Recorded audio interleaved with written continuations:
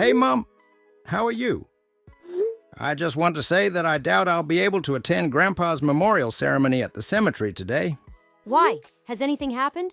You said that you would be off from work that day. I was given the day off from work, but I'm not feeling well. Since last month, I haven't been feeling well. What happened? Have you got a fever? I wouldn't say that, although my body temperature is a little higher than usual. My stomach, I believe, is the source of the issue.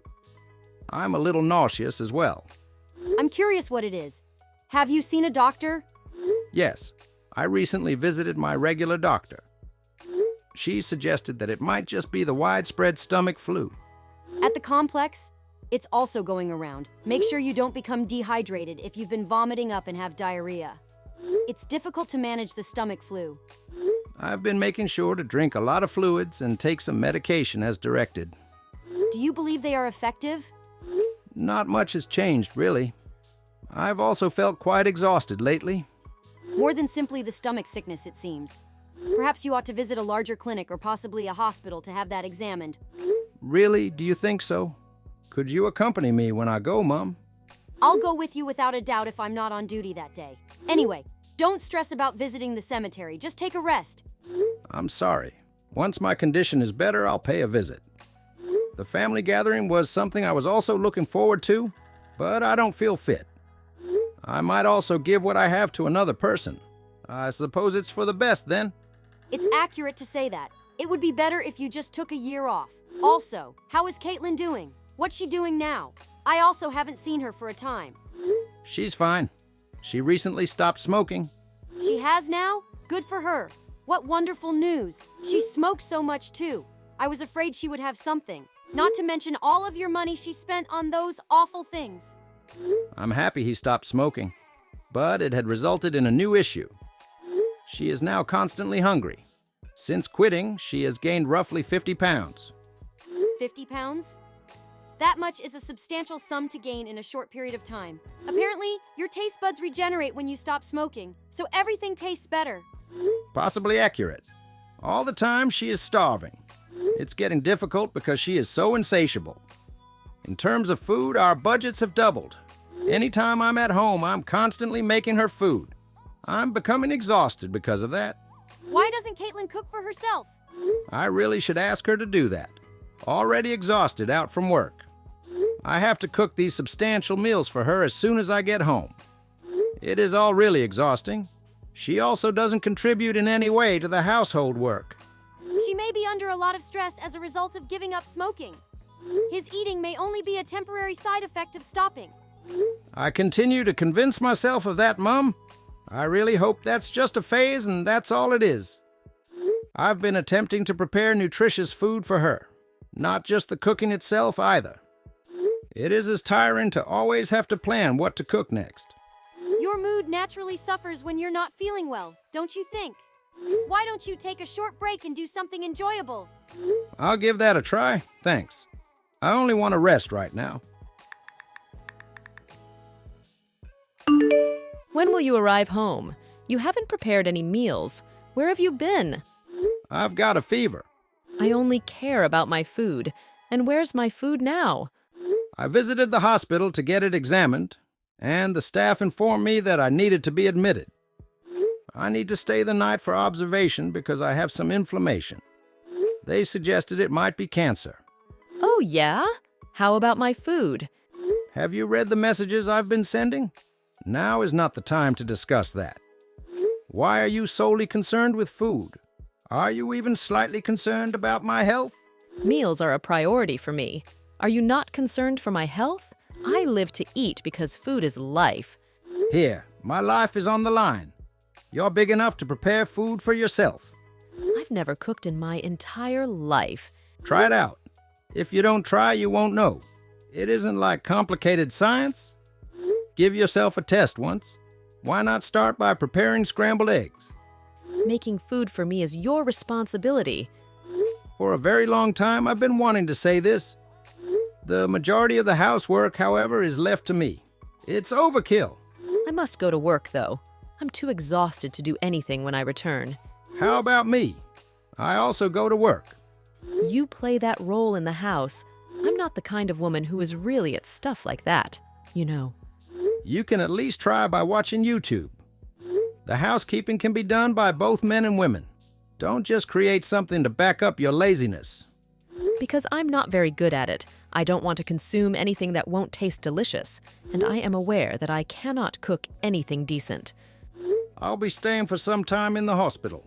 Therefore, take action on your own. For a few days, you should be able to manage on your own. There are prepared meals available at the grocery store, or you can simply order takeout.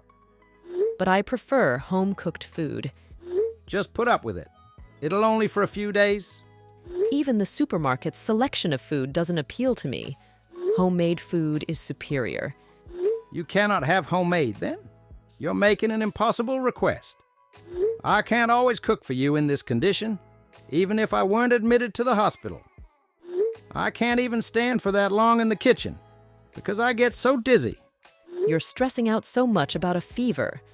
Exactly, because it's not just a fever. I'm making a huge deal. Saying that I'm in a hospital rather than a hotel. What exactly are you missing?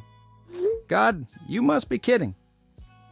Could you at least show some concern for me if you're not going to express gratitude for what I do? Fine, whatever. You're annoying, so I suppose you won't be cooking for me. I have no use for you if you can't even prepare dinner for me. You have no use for me. You're going to say that just because I won't be able to cook you a few meals? Is that all? To treat me in that manner? You're behaving like a child. Just grow up. Furthermore, why are you so obsessed with food? This is unhealthy. I need to eat in order for me to be able to relax. You are aware of the saying about being both hungry and angry. Well, I'm constantly hangry. I can hide my hangry while at work, but not when I'm at home. I must consume something to fill my stomach. Consuming food continuously is unhealthy. You're essentially simply eating out of boredom. There was no purpose in stopping smoking if you were going to ruin your body with your food. I suppose this is preferable to smoking. You were the one who initially encouraged me to quit. You owe me because I did something for you. Don't skimp on my food. For your own benefit, I wished you would stop. Regarding your body, I was concerned. Back then, you smoked too much in a day. Almost 3 packs were smoked. For my health, you didn't force me to quit.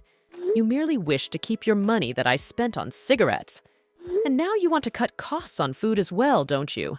I'm losing everything because of you. It's stingy and cheap of you. You take away all the fun from everything. What is causing you to think that way? I feel more worse after speaking with you. I find it hard to believe. I'm going to bed because I'm exhausted. Hey, how did that turn out? When are you expected to leave the hospital? What are your plans for my meals? Return right away. Your meals will no longer be prepared by my son. Son, It's John's mom here. We haven't seen each other in a long time, Caitlin. Amanda, You weren't even the slightest bit worried despite the fact that your husband is in the hospital. You didn't consider going to check on him to see how he was doing. You are very heartless and cruel. All you can focus on is eating. No, that isn't it. I had a lot of work to do. I had intended to go right after work tonight. I'm not interested in your explanations. I don't know the specifics yet, but my son's disease is quite critical, and one of the reasons it's gotten this bad is because of you. I'm not sure I understand what you're saying. I did not harm her health in any way. My son hasn't even had a day to himself due to work and housework. You do not assist him. All you do is bug him, making her physically and mentally exhausted. Nevertheless, that is unrelated to his illness. I work just as busy as he does. You nearly killed him? You did. You overworked him to the point where he got sick. In his stomach, cells are proliferating. The doctor concluded that stress is most likely to cause this. He probably just ate something she shouldn't have. I'll say it again. I have nothing to do with that. Consequently, he is experiencing some stomach pain. That's all. A bit of a stomach pain? That's all? It's disgusting that you actually don't care about it. In his intestines, a growth was discovered. A tumor is also found close to his uterus. What? Is that a sign of cancer? The tumor's benignity is not yet known.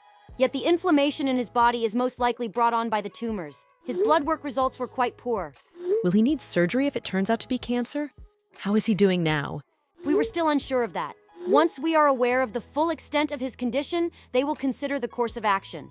It will be a significant deal if cancer is indeed the cause. Additionally, it will cost a lot of money. Of course, it will cost a lot of money. It's not time to think about money right now. It will be a long time before he can return home. What? How about my meal? I'll have to keep purchasing cold food. What the hell are you saying? That's the only thing you care about in the end. Even now, all you think about is getting food. You are so pathetic. I am concerned about John's health, too. But I can't live without food. It's crucial to me. Are you genuinely concerned for my son? Or are you only concerned that he won't be able to be your personal chef? You said some extremely awful things to him like, if you can't even make me food, I have no use for you. I only said that under the influence of emotion. We had an argument. I was hungry. That wasn't my true thought at all. But after listening to what my son stated, you have only treated him with rudeness. Not at all. I merely wanted to find out if he would be able to prepare food for me. Don't believe everything he says out of context. Caitlin, you made a vow when you got married. You promised to look after him for the rest of your life. That vow was a lie, wasn't it? I'm taking care of her. How? You hadn't even asked about his condition before you began to consider how expensive surgery may be. Don't even consider going to see him in the hospital anymore. I'm taking him to my place after he is released from the hospital. Why? He's my husband.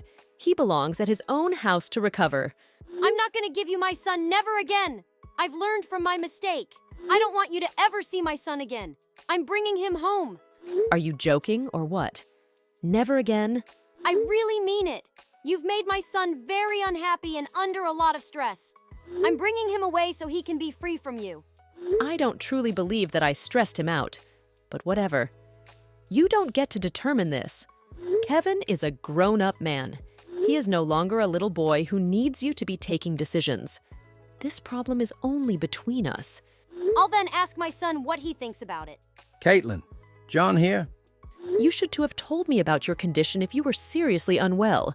Your mom is furiously angry. Her rage has been directed towards me, though I don't fully understand why. I apologize, but I won't have much time to discuss. The doctor advised me to take a rest and avoid using my phone. But I assume you heard all my mum said. After they let me leave hospital, I was considering staying with her. But why? You live with me. This is your house. When I'm around you, I feel like I can't even breathe. I won't be able to stand all the burdens you place on my shoulders. To me, you are nothing more than a big dead weight. So, when trouble arises, you'll just run to your parents' house? You're going to ignore every husbandly obligation. I don't recall signing up to prepare all of my wife's meals. I also believe that my condition would only worsen if I stayed with you. Fine. Go ahead and do anything you want. Whether or not you are present won't matter. Are you actually of that opinion? Are you serious when you say that? That runs counter to everything you've said while I've been in this room. So? I'm going to make money off of all of your possessions by selling them. I'll be able to eat anything after that. If you decide to change your mind after leaving the hospital, it will already be too late. Wow, really? Fine. You are free to act any way you like.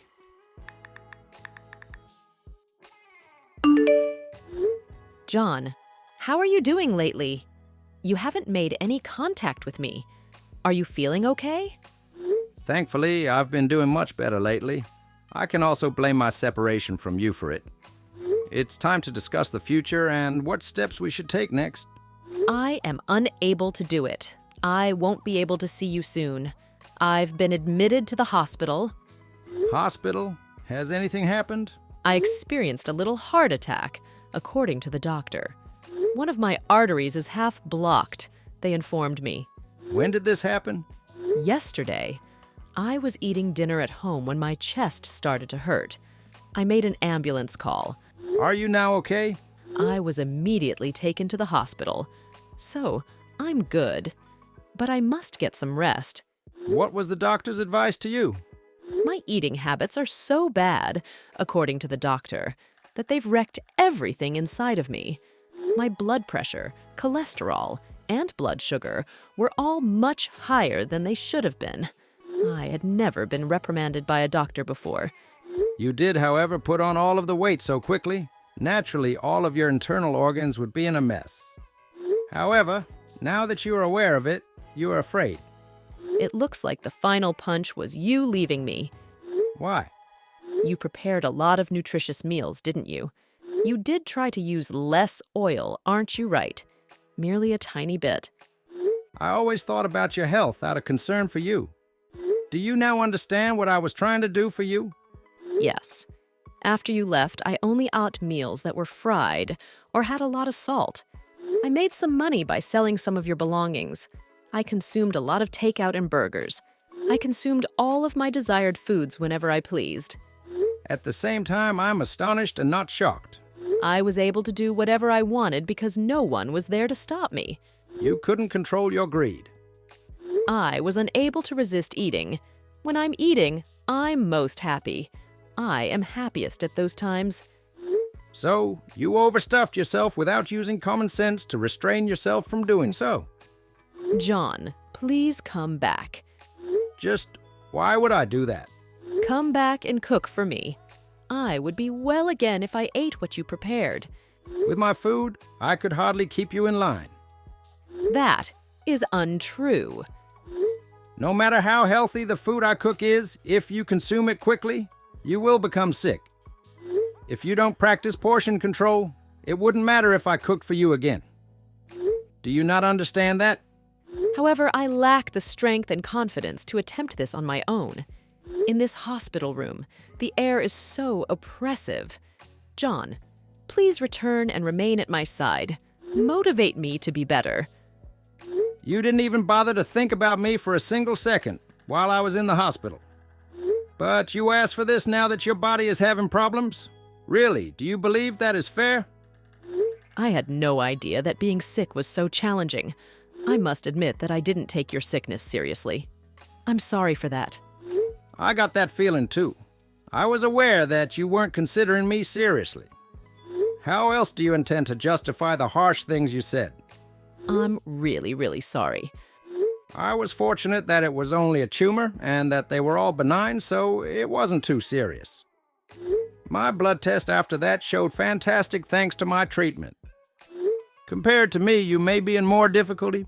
So please come and help me in getting through this. I'm begging you, please. No way. Why? Do you still hate me? My mom advised me to end our relationship, but I hesitated. I just wasn't able to. You are really kind, which is why. You cannot simply leave me now. It would be unthinkable. But after speaking with you, I've decided what to do. You are overly egotistical. I'm going to end things with you. You're going to leave me alone in this situation. Just like you did to me, I'm doing it to you. Forgive me.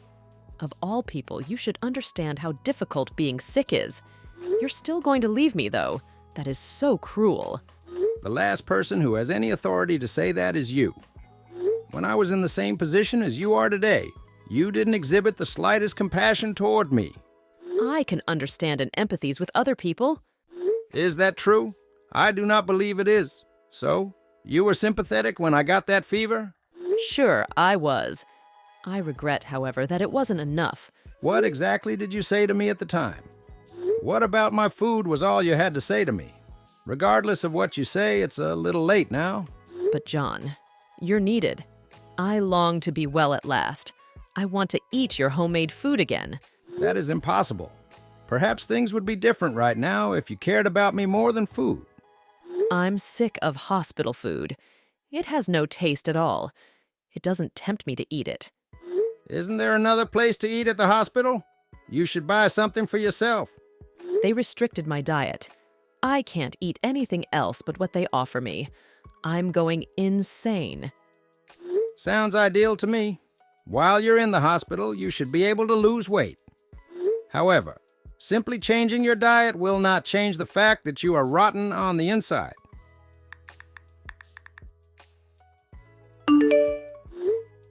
We kept talking after that, and I decided to obtain a divorce. My wife complained a little, but she knew I had no affection for her, so he eventually agreed to the terms of the divorce. Caitlin's health is still failing, and she is on a variety of medications. Even after she was freed from the hospital, she had to return for regular examinations. Despite the entire experience, she was unable to adjust her eating habits as a result of gluttony. My mom suggested that she move back home with her parents so that they can keep an eye on her. Otherwise, she was on a very dangerous path. Her parents paid attention to my mom, so she now lives with his parents under close supervision and diet to ensure that she does not attempt to buy food. Every day she messages me about how hungry she is. She annoyed me so much that I had to block her. My body and mind both recovered after the divorce. I'm feeling a lot better than I did before. This is all because of my mom, who helped me through the difficult times. I've recovered sufficiently to return to work. I intend to take better care of my own body from now on.